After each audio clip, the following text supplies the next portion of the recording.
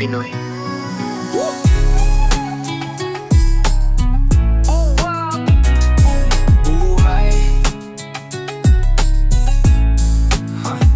Umaga pa lang, matay mulat na agad. Hindi pwede pumikit, sa digma ay tapat.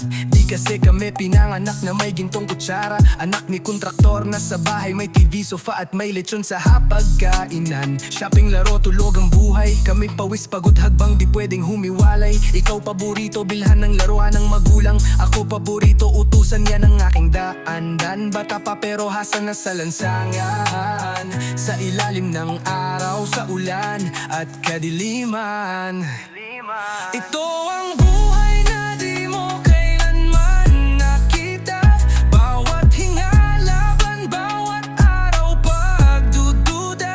Pero di susuko kahit lupay-pay. Magbabalik sa gobyernong lukuhan, kami ang bumabanggit.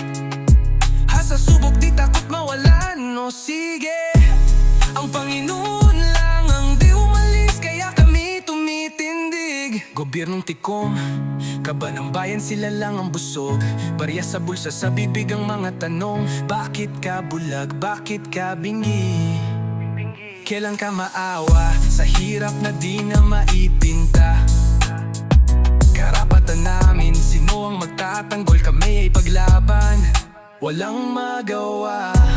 Huwag mong sabihin yan sa aming henerasyon. Minsan ang katahimikan ay ugat ng revolusyon. Puno ng problema, subok na, hasa na ang aking kaluluwa. Di takot mawala pero pasasalamat sa dahi Diyos kung magkakaroon. Alam mo ba, ito ang buhay na di mo kailanman nakita. Bawat hinga, laban, bawat araw pagdududa. Pero di susuko kahit lupay-pay. Magbabalik sa gobyernong lokohan, kami ang bumabanggit. Hasa subok, di takot mawalan. No, sige, ang Panginoon lang ang dumalis, kaya kami matibay. Salamat, Panginoon, sa bawat panalo. Maliit man o malaki, ikaw lang ang kilala ko. Diyos. Na di nang iwan kahit sa putik ako'y naglalakad. Salamat sa'yo dahil kahit isang kahig, isang tuka ang